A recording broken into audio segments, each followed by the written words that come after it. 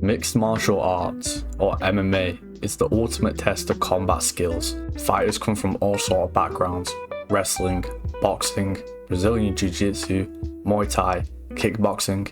Each discipline brings something unique to the cage, but the question remains, what is the best base for MMA? And which one is above the rest? MMA is exactly what it sounds like, a mix of martial arts, but historically, most champions and elite fighters have had one primary discipline they were great at before learning the rest. This is known as their base. So what makes one base better than the other in mixed martial arts? Well, it's not that simple. It's a hard question to figure out, but I'll do my best to try to do so in today's video. Kickboxers. Throughout UFC history, there's been 9 fighters from a kickboxing/Muay Thai background who have gone on to become champions, including such names as the second greatest middleweight of all time, Israel Adesanya, possibly the pound for pound #1 fighter in the world right now. Take Israel Adesanya as example. His kickboxing allows him to use distance, timing, and angles to pick his opponent apart. Or Alex Pereira, who just seems to have the touch of death. These men and women from this background normally have tree trunks for legs, and powerful bombs in both hands, sharp elbows and knees to boot as well. But with all the power and skill they possess on the feet, most of the time, these guys are really clueless on the ground.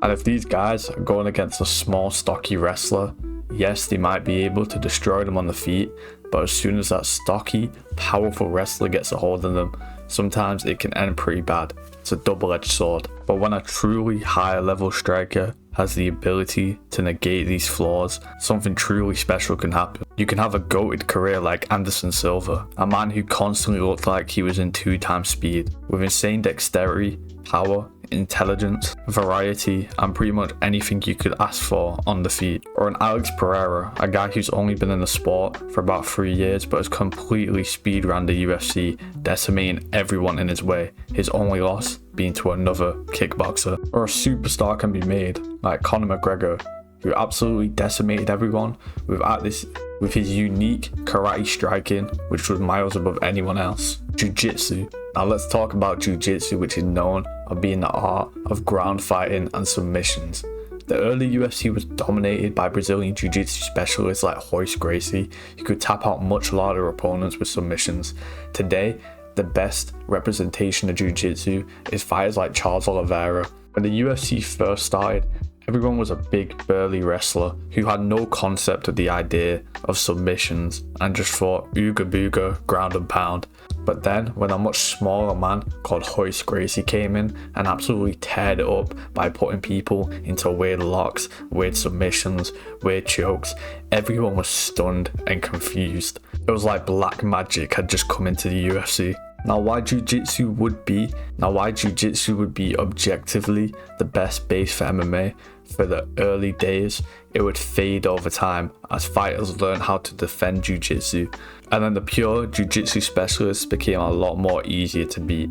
There were still some that stuck around like Damian Maia, but for today, if you really want to be successful with Jiu-Jitsu, you have to learn something else with it, like Charles Oliveira with his cutthroat striking. To show the decline of Jiu-Jitsu, there was a Gracie who recently fought about a year ago, and he got absolutely decimated and bullied in his fight. Or take Ryan Hall, who got absolutely knocked out cold by Ilia Topuria while just constantly going for Imanari rolls. Jiu-Jitsu's had quite a big fall off when it comes to MMA, going from the best base to not even in conversation anymore. And while it's great to have alongside something else, I don't think you can say it's the best base for MMA. Jiu-Jitsu is something that's needed for high level fighters to know, not even for use, just to make sure they don't get submitted by someone else that knows it. But being a pure Jiu-Jitsu practitioner just doesn't work today.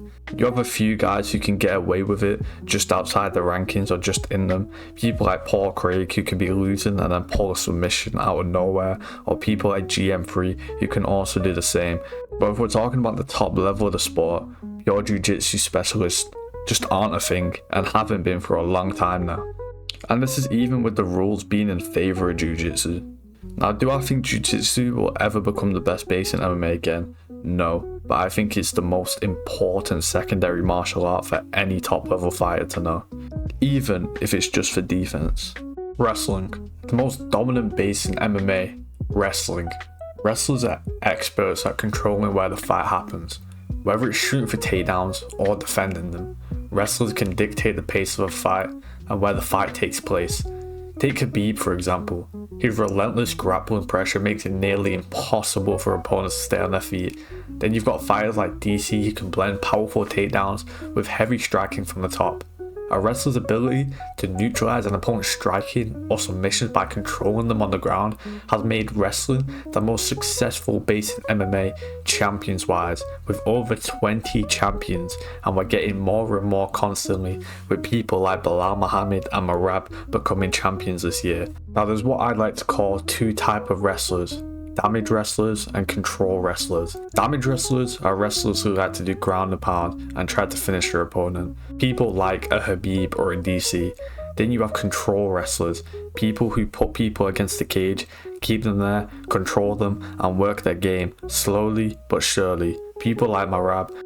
Even on the feet, wrestlers have the upside, normally being extremely explosive, powerful, out of control. You have people like Yoel Romero who could do an attack from anywhere, flying knees, massive powerful punches, and normally wrestlers do the best job at learning other aspects of mixed martial arts. With wrestlers as well, they've been dominant for all of UFC history, from people like the Shamrock Brothers, Randy Couture, to today. We recently just had people like Usman. Merab's now a champion. And even if we look at what people consider the two greatest fighters of all time in George St. Pierre and John Jones, what was both of those guys' best attributes? Their wrestling. Now for this final section, I'm going to talk about what in my opinion is the best base for MMA with everything we've talked about here. In my opinion, it's pretty clearly wrestling. Produce the most champions and they normally have the best ability to adapt and learn other aspects of martial arts. Like Kamaru Usman became a much better striker, DC became one of the best boxers in the UFC, John Jones' striking's really good. So I do believe wrestling is the best base for MMA overall, but let me know your thoughts in the comments.